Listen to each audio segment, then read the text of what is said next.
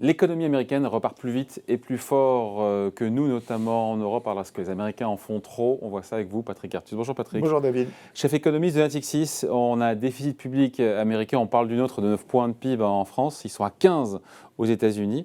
Est-ce que l'administration américaine, avec tous ses plans de relance, d'investissement, en fait trop ?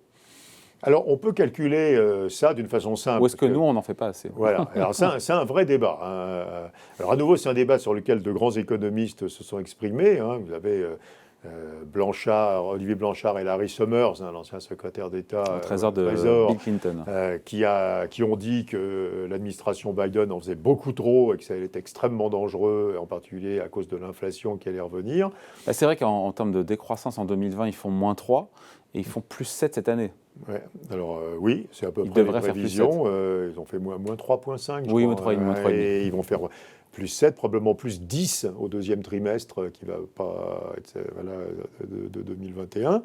Et puis, nous, zone euro, globalement, on a fait 7,5 de déficit public en 2000.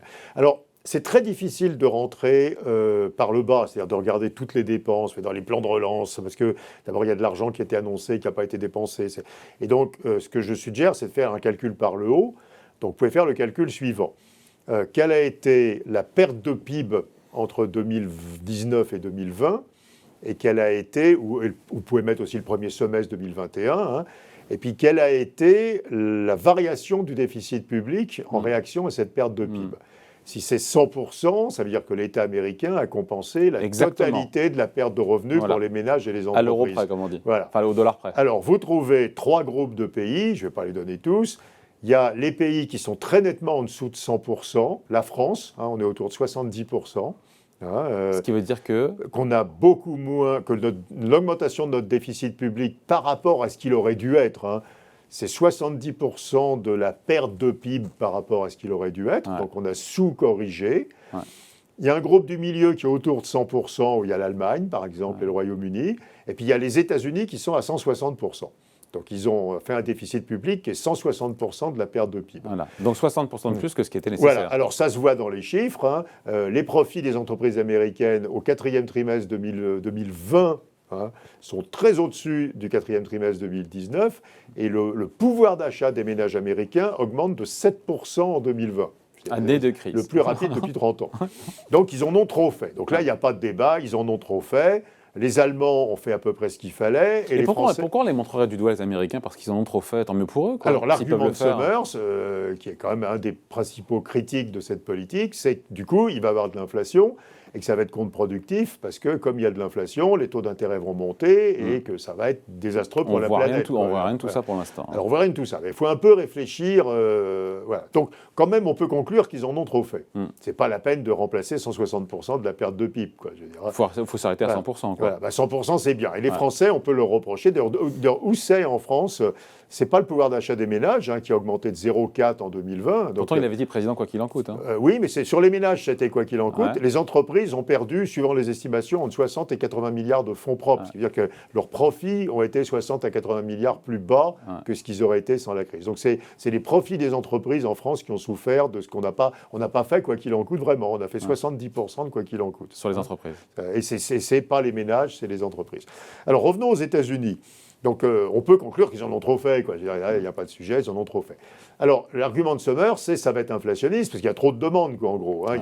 Et donc, c'est un débat qui est très vif aujourd'hui, où on voit justement que l'inflation américaine, à partir du printemps, est montée à 5%, où les prix des matières premières s'envolent. Bon, en réalité, je crois que cet argument d'inflation n'est pas correct. On ne voit pas d'accélération des salaires aux États-Unis. Et il faut comprendre profondément la raison. Qui est à la fois, enfin, qui est à moi ma source d'inquiétude centrale, c'est que s'il y a trop de demandes aux États-Unis, ça ne fait pas monter les prix aux États-Unis, ça fait que les États-Unis importent énormément, ce qu'on voit aujourd'hui, et que le commerce extérieur des États-Unis se dégrade gigantesquement. Et que donc les États... Alors, et ça, il faut... Et en quoi c'est grave ? Alors, il y a un côté favorable, un côté défavorable du point de vue du reste du monde. Le côté favorable, c'est que du coup, on vend beaucoup aux Américains. On s'aperçoit que c'est surtout les Chinois qui en profitent, d'ailleurs. Parce que le protectionnisme, ça n'existe pas dans la vraie vie. Il y a une explosion des exportations de la Chine vers les États-Unis sur l'électronique, l'équipement de la maison, etc. Et donc ça, c'est positif. Le commerce mondial, en 2021, va augmenter de 8% au moins en volume, quoi. Je dirais, c'est impressionnant. Donc ça, c'est le côté positif. Le côté défavorable, c'est que ce déficit extérieur des États-Unis, qui va sans doute être en 2021 de 8 ou 9% du PIB, hein, il faut le financer, et pour ça, il faut que les États-Unis s'endettent auprès du reste du monde. Et donc les États-Unis font ça parce qu'ils peuvent prendre l'épargne du reste du monde pour financer leur déficit. Comme toujours. Oui, mais là, bien plus que d'habitude, quoi. Je veux dire, on revient à la fin de ce qu'on a eu à la fin des années 2000, 2006, 2007, 2008, avec un énorme déficit extérieur. Et donc, la captation de l'épargne qui devrait normalement être investie dans les pays les plus pauvres, etc., par les États-Unis pour financer ce déficit extérieur qui vient du déficit public. Donc, il faut comprendre que ce qui ne fait pas des investissements en Afrique ou en Amérique latine, ça finance le déficit du Trésor des États-Unis. C'est une politique d'un égoïsme absolument absolu, quoi. Je dirais, bon, c'est pas très étonnant, quoi, mais il faut quand même voir cet effet négatif. Alors, dernier point avec une perspective de marché. Qu'est-ce qui se passe quand... Il y a deux inquiétudes après. Alors, la première inquiétude, donc, c'est pas sur les États-Unis. Il n'y aura pas d'inflation durablement. C'est l'inquiétude pour les pays qui doivent donner leur épargne aux États-Unis, en particulier les pays émergents. Hein, on vient prendre de l'argent pour financer le déficit américain. Deuxième inquiétude, le jour où ça s'arrête, cette politique, c'est un choc dans l'autre sens terrible. Et on commence à se poser beaucoup de questions, même sur 2022.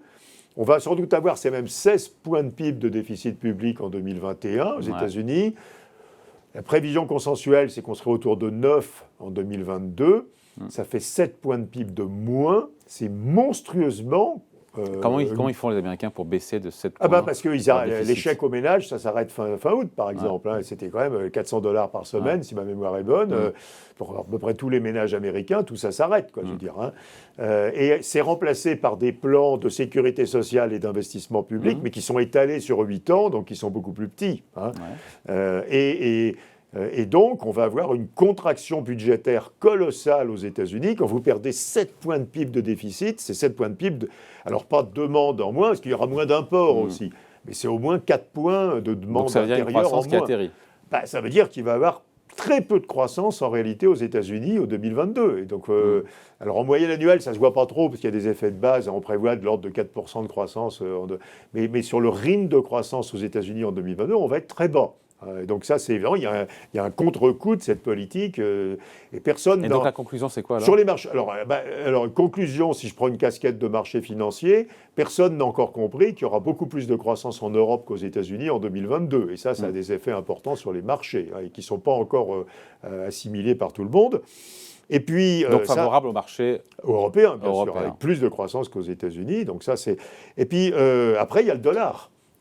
Historiquement, chaque fois qu'il y a eu un déficit extérieur colossal des États-Unis, ça fait baisser le dollar parce qu'à un certain moment, ça excède la capacité du monde ou la volonté du monde d'acheter des dollars. Rappelez-vous la séquence 2004-2008, on monte à 1,60 sur l'eurodoll.